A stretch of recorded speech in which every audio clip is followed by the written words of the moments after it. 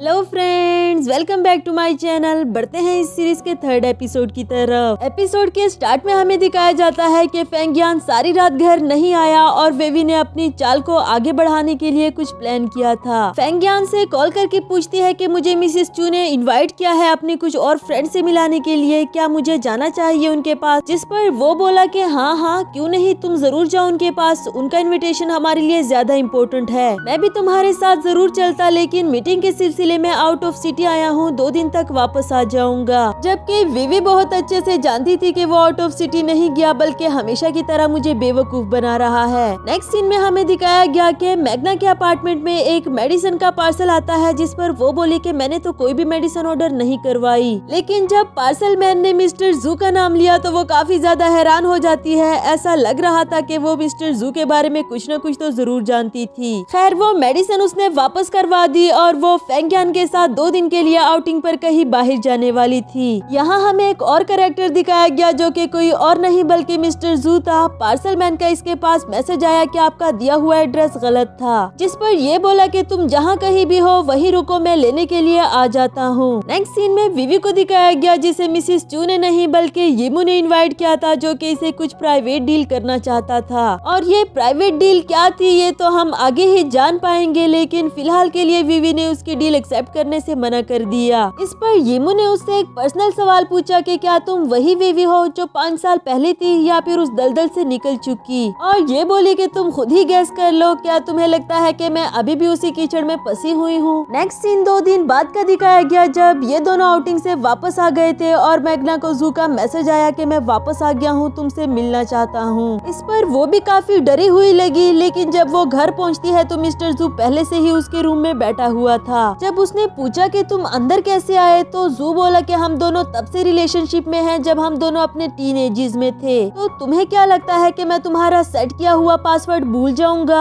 Abroad से वापस आकर मैं सबसे पहले तुम्हारे पास क्यों आया हूँ तुम जानती हो, क्योंकि तुम मेरी किस्मत में लिखी हो, हम दोनों कभी भी अलग नहीं हो सकते। मैग्ना उसे पुलिस की धमकी देती है, बताया गया यहाँ से वापस चले जाओ, वो तुम ही थे जो मुझे छोड़ कर गए थे, अब मैं तुमसे कोई भी रिलेशनशिप नहीं रखना चाहती। जू ने उसे अपने प्यार का यकीन दिलाया, बताया कि मैं तुम्हारे लिए सारी जिंदगी भी इंतजार कर सकता हूँ। और जिस तरह मैग्ना उसके लिए पिघल गई, ऐसा लगता है कि वो भी उससे प्यार करती थी। दूसरी तरफ फेंगियान अपना हैंडफोन वहीं पर भूल आया था, जिसे लेने के लिए वो वापस जाता है। और इधर मैग्ना को जब उसके वापस आने की खबर हुई तो उसने फौरन से जू को छुपने के लिए कहा। फेंगियान ने यहाँ पर पहुंचकर बेल दी। जब मैग्ना ने दरवाजा नहीं खोला तो वो पासवर्ड लगाकर अंदर चला जाता है। और मैग्ना जू को छुपाने के बाद ऐसे दिखा रही थी जैसे वो गेम खेलने में बिजी थी, इसलिए तो बेल की आवाज भी नहीं सुन सकी। खैर, यहाँ पर फेंगियान को रॉयल कंपनी से कॉल आई, जिन्होंने बताया कि हम आपके साथ इन्वेस्टमेंट कॉन्ट्रैक्ट साइन करने के लिए एग्री हैं, जो उसके लिए तो बहुत ज्यादा खुशी की बात थी, क्योंकि अब फाइनली उसकी कंपनी भी पब्लिक हो पाएगी। इसी खुशी में वो मैग्ना को हक कर देता है और जू इन दोनों का ये गहरा रिलेशनशिप समझ गया।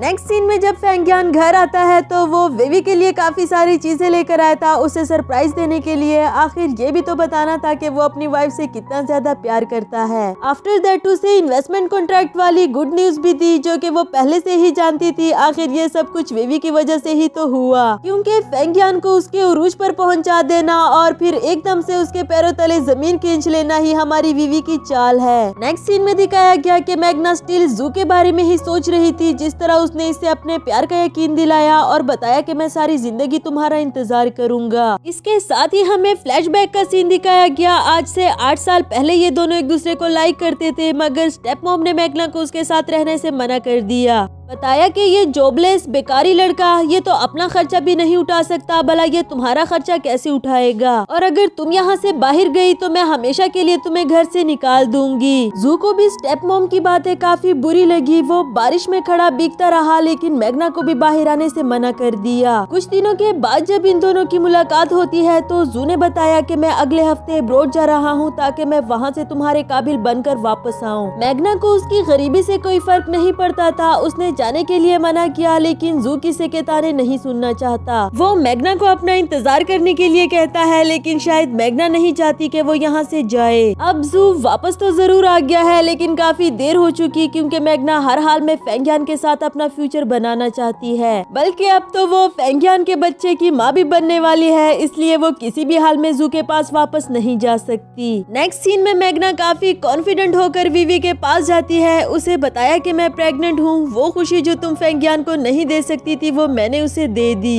जिस पर विवी बोली कि तुम मुझे क्यों बता रही हो, चाहकर फेंगियान को बताओ ना, वैसे उसकी लीगल वाइफ तो अभी भी मैं ही हूँ। अगर उसे वाकई ही तुम्हारी फीलिंग्स का ख्याल होता या फिर तुमसे प्यार करता जितना कि तुम सोच रही हो, तो क्या वो अभी तक तुम्हें सीक्रेट रखता। खैर, तुम्हें डर नहीं लग रहा अगर डैड को पता चल गया कि तुमने अपना 3% शेयर इतना कम रेट पर भेज दिया है। इस वक्त मैग्ना को तो विवी की बातें सिर्फ बकवास ही लग रही थी। कहने लगी कि तुम मेरे बारे में सोचना छोड़ो और यहाँ से जाने की तैयारी करो, क्योंकि मैं जल्द ही तुम्हें तुम्हारे पैसे दे दूंगी। नेक्स्ट सीन में मैग्ना फेंगियान को बताने के बाद उसके सामने इमोशनल एक्टिंग करती है कि ये बच्चा सही टाइम पर नहीं आया, मुझे डर लग रहा है हम सबकी जिंदगियाँ खराब हो जाएंगी। मैं अभी के अभी ही यहाँ से चली जाऊंगी, क्योंकि मेरे जाने से ही सब कुछ सेटल हो जाएगा। लेकिन फेंगियान ने उसको रोककर यकीन दिलाया कि मेरे लिए तुमसे और हमारे बच्चे से बढ़कर और कुछ भी नहीं है। मैं वादा करता हूँ कि मैं तुम दोनों को ही प्रोटेक्ट करूंगा। मैग्ना भी यही तो सुनना चाहती थी, इसलिए तो उसे ये एक्टिंग करनी पड़ी। इसके बाद हमें दिखाया गया कि फेंगियान ने रॉयल कंपनी के साथ बेट एग्रीमेंट साइन कर लिया है, जिसकी कुछ शराइत थी, जिसमें से एक शर्त तो ये थी कि 5 साल तक तुम अपनी वाइफ को डाइवोर्स नहीं दे सकते, और अगर पब्लिक होने के बाद कंपनी को कोई लॉस हुआ तो तुम्हें कंपेंसेशन भरना होगा। स्टाफ ने उसे ये एग्रीमेंट साइन करने के लिए मना भी किया, लेकिन वो अपनी कंपनी के बारे में सोचकर साइन कर देता है। और क्यों ना करता,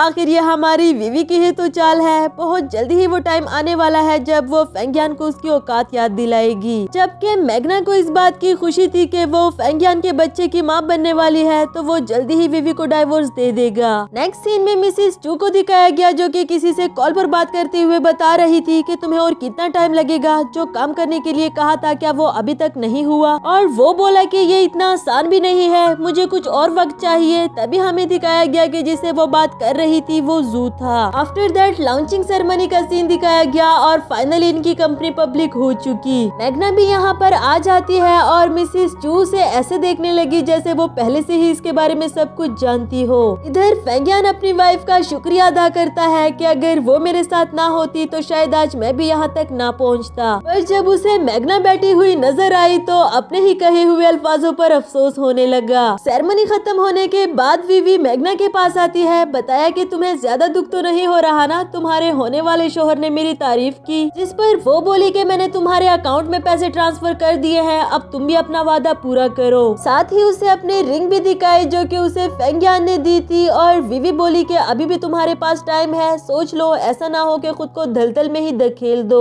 पर हमेशा की तरह मैग्ना ने यही कहा कि तुम अपने बारे में सोचो, मेरे बारे में सोचने की तुम्हें कोई जरूरत नहीं। नेक्स्ट सीन में यीमो को दिखाया गया, जिसने जू को अपने पास मिलने के लिए बुलाया था, और वो भी नहीं जानता कि आखिर ये मुझसे क्या चाहता है। उसके आने पर यीमो ने बताया कि तुम्हें मिसेस चू ने बहुत सारे बेनिफिट्स दिए, सिर्फ यही नहीं बल्कि मैं तुम्हारे बारे में बहुत कुछ जानता हूँ। तुम उसके गेम का सिर्फ एक छोटा सा हिस्सा हो, वो क्या करती है और क्या नहीं इससे मुझे कोई लेना देना नहीं, और ना ही जानने में मुझे कोई इंटरेस्ट है। लेकिन अगर तुमने विवी को कोई नुकसान पहुंचाने की कोशिश की तो फिर जो तुम्हारा हशर होगा उसके जिम्मेदार तुम खुद होगे। नेक्स्ट सीन तो हमारा बहुत फेवरेट होने वाला है, क्योंकि फेंगियान और मैग्ना की पिक्चर्स लीक हो चुकी थी, जिससे सिर्फ इसको ही नहीं बल्कि कंपनी को भी बहुत बड़ा लॉस होने वाला है। और तो और रॉयल कंपनी के साथ जो बेट एग्रीमेंट साइन किया था उसकी कंपेंसेशन बनने के लिए भी कॉल आ गई। बेचारे फेंगियान के पास तो मुंह छुपाने की भी जगह नहीं बची, क्योंकि कंपनी के बाहर बहुत सारे प्रेस वाले खड़े थे।